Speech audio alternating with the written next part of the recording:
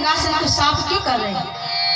सफाई करने ने कहा महाराज एक दिन की बात नहीं है, तो हम प्रतिदिन करते हैं। जब आप यहाँ से चले जाते हैं ना, हम प्रतिदिन करते हैं। बोले क्यों? बोले इसलिए कि आपके ऊपर कलंक है। बोले कौन सा? बोले आप निसंतान हो, आपके संतान नहीं है, ये कलंक है, इसलिए हम आपकी ये सिंहासन को धुलते हैं। वहां पर फिर से अरे एक ही बार भूपत मन माही भई ग्लान मोरे सोतेराई। एक बार भूपत मन माही भई ग्लान मोरे सोतेराई। श्री राम जय राम जय जय राम, श्री राम जय राम जय जय राम, श्री राम जय राम जय जय राम, श्री राम जय राम जय। ऐसे अनेकों जगह प्रमाण मिलते हैं। रामचरितमानस में सिर्फ एक ही है जो एक बार भूपत मनवाई, जो मैं पहले बताया था। परंतु ये अन्य रामायणों का निचोड़, जैसे मान लीजिए आपको एक बात याद नहीं रही तो दूसरी तो याद रहेगी, दूसरी भर भी याद नहीं रही तो तीसरी तो याद रहेगी। कोई तो अगर आपसे किसी ने पूछ दिया तो आपको याद तो रहेगा कि इस कारण से दशरथ के मन में ग्लानि हुई, शंका हुई, कष्ट हुआ। अगर आपको जंगल वाला याद नहीं रहा तो गुरु वशिष्ठ वाली बात याद रहेगी, वो याद नहीं रही तो इंद्र भगवान के यहाँ जो जाते थे सभा में बैठने, वो याद, कुछ तो याद रहेगा ना। ऐसे कई बार। अच्छा ये शंका हुई, महाराज दशरथ मन में दुखी होकर के अपने महलों की तरफ, राज्य की तरफ वापस लौटे। महारानी कौशल्या के सुमित्रा ने पूछ दिया, महाराज बड़े दुखी हैं आज आप, क्या बात है? अच्छा जो ज्ञानी पुरुष होता है वो कभी भी सबसे पहले कोई परामर्श होता है अर्धांगिनी से तो करता है, लेकिन गुरु से सबसे पहले मन की व्यथा को जो ज्ञानी पुरुष होते हैं वो अपनी अर्धांगिनी को तब बताते जब उनको कहीं ना कोई रास्ता नहीं दिखता है, तो सबसे पहले गुरु को बताते हैं। महाराज ने कह दिया, महारानी अभी आप शांत रहो, हमारा मन बड़ा दुखी है। बोले क्यों? बोले फिर बताएंगे बाद में आकर के, अभी गुरु जी से थोड़ा मिलने जाएं, गुरु जी से अपनी बात को थोड़ा डिस्कस करके आते हैं, हम चर्चा करके आते हैं। अगर समाधान मिलेगा तो हम आपके साथ चर्चा जरूर करेंगे, क्योंकि अभी तो हम ही दुखी हैं और मैंने अगर आपको बता दिया तो आप भी दुखी हो जाएंगे। गुरु वशिष्ठ के पास गए, महाराज दशरथ ने हाथ जोड़ कर प्रार्थना की, गुरु जी मन बड़ा दुखी है। प्रणाम किया। गुरु जी ने कहा, बेटा आज तुम्हारे मुखार में तो ये फेस जो आपका मुख है ना, ये चंद्र की तरह चमक नहीं रहा है, उदासीन है। क्या बात है महाराज? ही राजन बताओ ना। गुरु का कर्तव्य वही है जो शिष्य को अंधकार से प्रकाश की ओर ले जाए, वही गुरु होता है।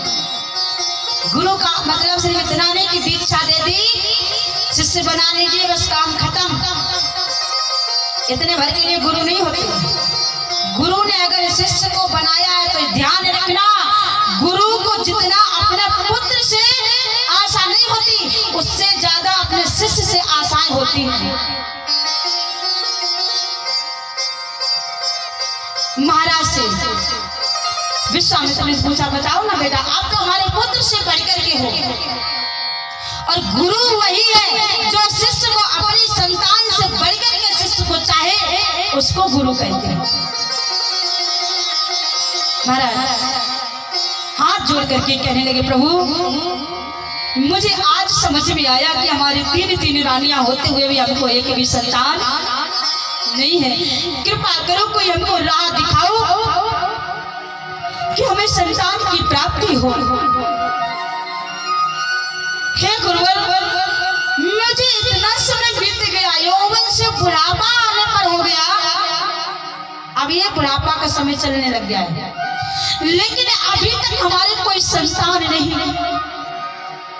मैंने विचार नहीं किया कभी, गुरुजी हमें किसी ने ये समझाया कि बिना संतान के राजा के ऊपर कलंक होता है।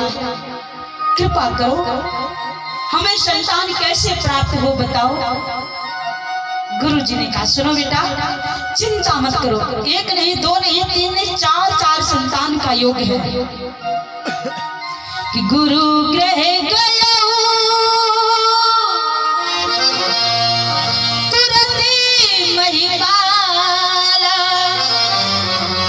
चरण लागे कर विनय विशाल, निज दुख सुख सब करहु सुनावयो, कयहु वशिष्ठ बहु विधि समझायो। अरे महाराज दशरथ कि धराओ धीर हुई यही सोच चारी, त्रिभुवन विदित भगत भयहारी। चिंता मत करो, एक नहीं, दो नहीं, तीन नहीं, चार संतान का योग्य है। लेकिन अब देखिए, अगर कोई किसी बात में लेकिन लगा दिया जाए ना तो फिर बात बनी हुई बिगड़ जाती है। मैंने आपसे पूछा आपको कथा कैसी लगी, आपने कहा अच्छा, अच्छी लगी, लेकिन अब जहां लेकिन किंतु परंतु आ जाए तो ध्यान रखना वहां पर शंका।